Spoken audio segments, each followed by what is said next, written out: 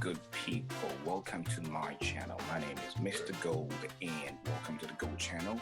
This is the Gold channel. Now, in a minute or two from now, I'm going to bring in a friend of mine. His name is Elvis. Now, Elvis is going to tell us about how he ended up in China. Okay, now this whole interview is about Elvis. We're going to try to find out why he came to China, how he got here, the processes that he used in getting here, what he thinks about this place generally. All right, so I'm gonna get him. He's in the other room. I'm gonna get him to come into this place, and then we're gonna start a conversation. Don't forget to be part of this family. All right, all you have to do is hit on the subscription button, and then you are part of us. You get notifications anytime we post something new and something juicy. Remember, on this channel, we're here to learn, to be informed, to tolerate, okay, and to understand what is in the minds of other people, all right?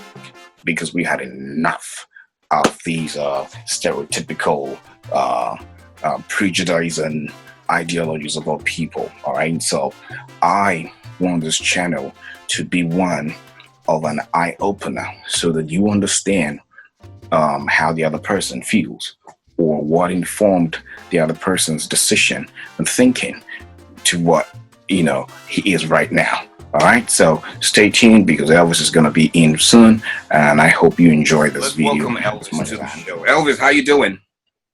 Oh yeah, it is what it is. It could be better, but yeah, it's been a while. Life is good. It's been a while. I like your hairstyle, man. You look funky. Oh really? Yeah. I like you too. No, I keep it simple.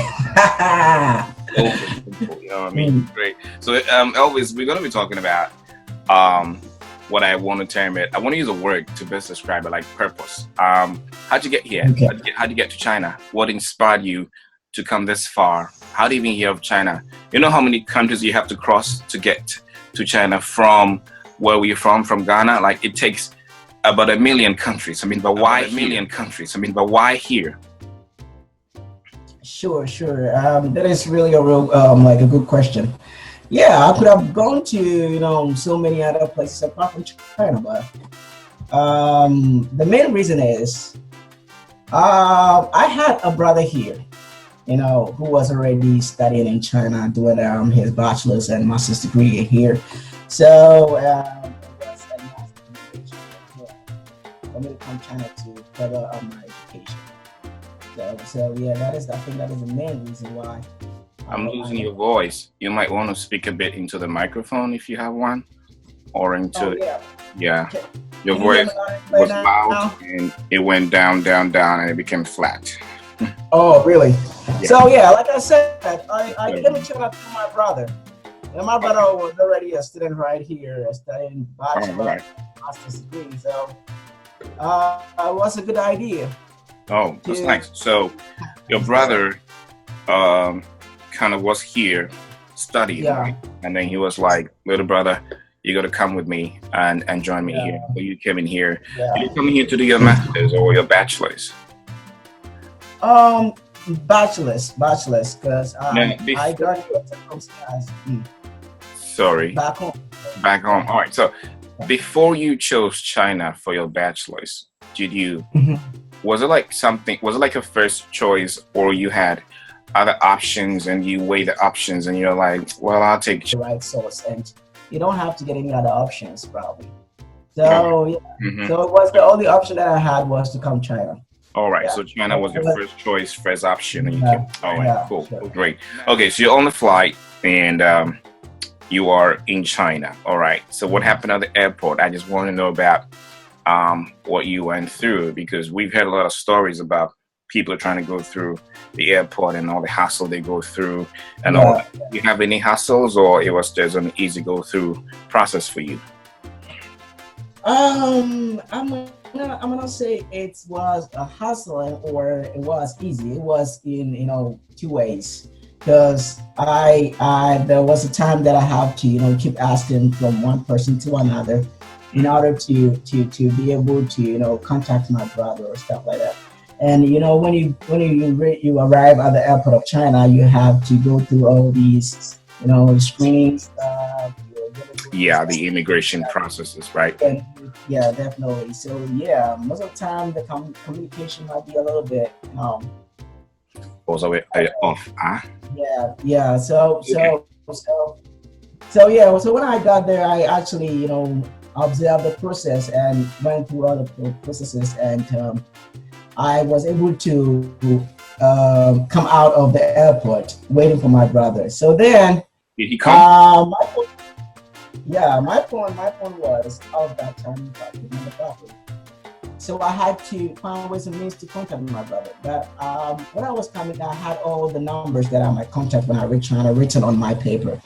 So I actually talked to, one of the Chinese drivers, and they actually helped me call my brother. And yeah, eventually I met him. No, the driver you talked to, the Chinese driver, did he speak English or Chinese? Was a little. At least he was able to understand what I'm saying. Well, he's the cab driver at the airport, right? Yeah. All right. So at least you have a little bit of something to go through, right? Okay. So you called your brother, and I might say maybe he was my, my angel, because I talked to many people and nobody was able to help though. nobody was able to help you in the sense that they did not understand what you're saying, or they didn't want to help you because they won't help you. What was the reason? Yeah, so the last guy that I met was some like a godsend. Like, oh gosh, he helped me a lot, and my brother came pick me up, and oh wow, interesting. Life was just so new, like something magical to me. Okay, so my next question for you, Elvis, is: was meeting the Chinese driver your first interaction with a Chinese person? I mean, or with a human of a different race? Was it the first time you interacted with somebody like that? No, That wasn't. Okay.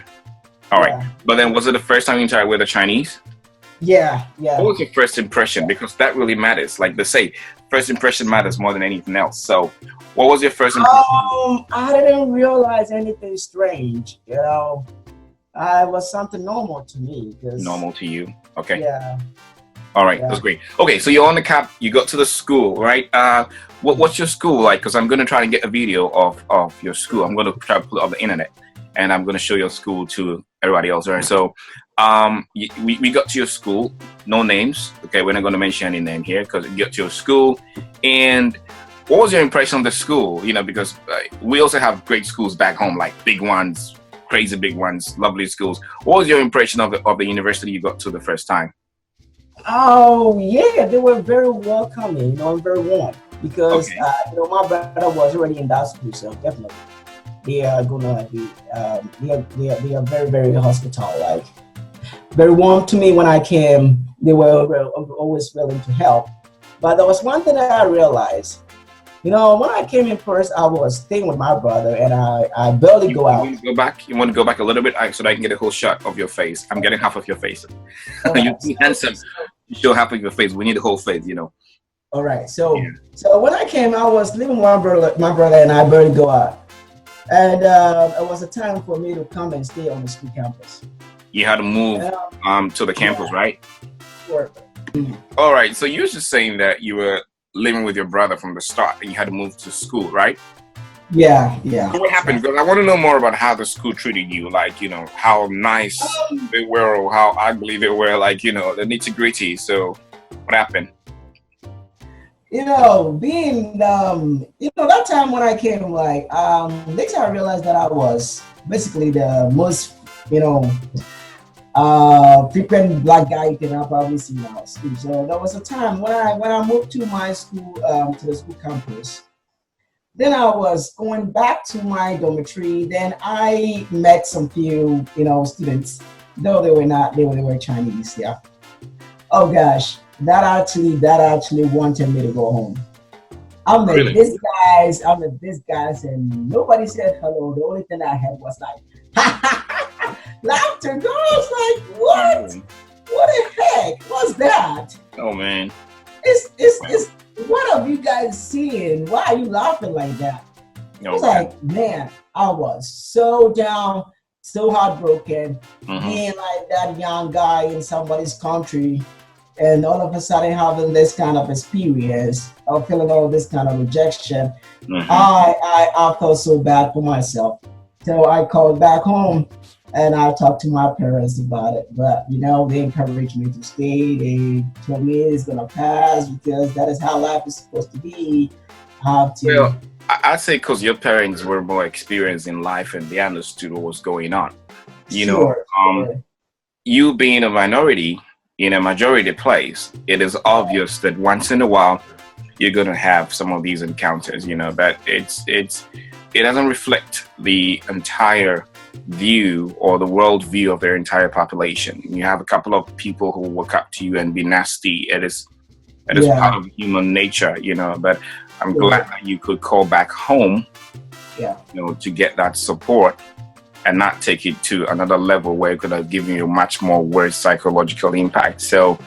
that fixed the problem. What about your relationship with your teachers and your classmates? Like when I say classmates, those guys you were in the same class with. Oh, it was marvelous.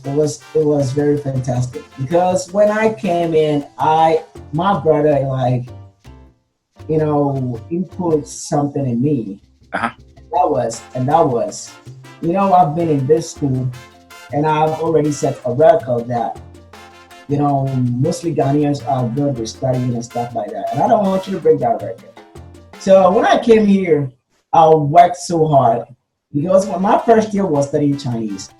Yeah, so when I came, my mates were already like almost half the term with their Chinese, but I have to, I have to join a class. I have to, set a class. So I came and started to learn Chinese from the middle of the book, but I was able to, catch up with everything the teacher was saying because I knew what I've had in my mind to Yeah. work hard. Yeah, and don't let my brother was working hard. Great. Yeah. So you were able to So, buy you're able yeah, to buy their friendship through your hard work, yeah, right? well, teachers are mostly like that. If only you work hard, you will see how beautiful they are. That's a good Yeah, bargain. All right. yeah, So, what about your subject of study? You were just telling me a couple of minutes ago that you did all your subjects were in Chinese. It means you had to learn how to read and write to be able to do those subjects. That should be hard for you. I mean, with somebody with an English background, you use yeah. English for your life, and all of a sudden you're going to use Chinese for higher education. That should be hard work. And I saw some of your grades because your brother showed them to me, and I was impressed. Like, wow, he could do that in Chinese. I mean, how could he? How would Because some of us are finding it hard to even read, even as of now. So I would say good job on that. You did a pretty good job. But one other thing that I want to know is the food. How did you how do you adjust to the food? Like, I didn't want to go into the chopsticks era. No, not yet. But like Uh, the food, uh, how did you start to enjoy and eat them? yeah. So from the start, I was not used to the food, not at all. All I right. was eating my snacks and this KFC and stuff like that. But later, oh gosh, when I got adjusted to the food, I was like, oh, this the food was delicious. You I know, understand. Did you try to do something homemade? Did you try to do some conversion? Add a few things together and recreate your own local dish. Did you try hands on those things? Because I did that a lot when I came in here. I wasn't used to the chopsticks. It was hell. I mean, like I couldn't put okay. two sticks in my hand and eat with it. So I did a lot of local dishes myself, like putting two and two together. Yeah. I guess you did the same thing. Oh, from the start, I was not used to cooking myself because the school dormitory, you cannot be cooking those. So yeah, and sometimes cooking, washing is just kind of like wasting your time and stuff like that. So Yeah. I wanted to explore. I wanted to explore. Though it wasn't good from the start, but at least there is always a first time to try something. The more you try, the more you get used to it. I You see. understand? That's nice. Yeah. That's nice. So for this chopsticks and stuff like that, we used to play those things back home when you can get two sticks and try to be like Chinese, So when I came here, Joe, the way I was supposed to hold it was not accurate, but at least I tried. the thing that makes it very complicated using chopstick is I was able to manage, and I watch a lot. I'm pretty observant, you know. I'm that kind of like always want to try new stuff, you know. So sometimes I watch like where people are using it, then I want to use the same thing. I want to try. So I practice a lot concerning chopsticks and, you know, the food and other stuff, you know. I got it. All right, so I'm going to ask you one final question. I wanted to go into relationships, but I won't because I want to keep it the way it is, right? So I'm just going to ask you one last question, and I'll let you go. Would you recommend China to anybody, friend, a neighbor, a family member? Would you say, hey, this is a great place. Come enjoy it too? Would you do that based on your experiences? Oh yeah. You know, there is always a saying that, you know, everything cannot be that perfect. But we have a good side of it and the bad side of it. You know, you have to weigh the consequences and stuff. You have to balance it. Yeah, but from my experience, sure, I would recommend China to people who wants to explore new things, who wants to explore new culture, and learn something new. You know, sometimes, you know, staying in a one particular person in your comfort zone hinder your development. Sometimes, you understand. So yeah, I would definitely recommend my friends who want to come here. But fine, they have to know they have to be rich, because there is nothing like job stuff right here, you know. So you have to be rich before you can, you know, either you get a scholarship or your parents are rich for financial, so, you know. You're saying that you're rich. I get the point. Oh, wow. Okay, God is good. No, there's nothing wrong. There's nothing wrong with saying you're rich. No, but actually, I'm having a scholarship. I got it. Okay, so I want to say thank you so much for giving me your precious time, rich man. I hope that if we have a chance when Corona it's dying out, we can meet in person and have a meal or have some fun together. All right. All right. Sure. So, thank you, mate. You did a good job today. Appreciate it. All right. Okay. I appreciate your time too. All right, bro.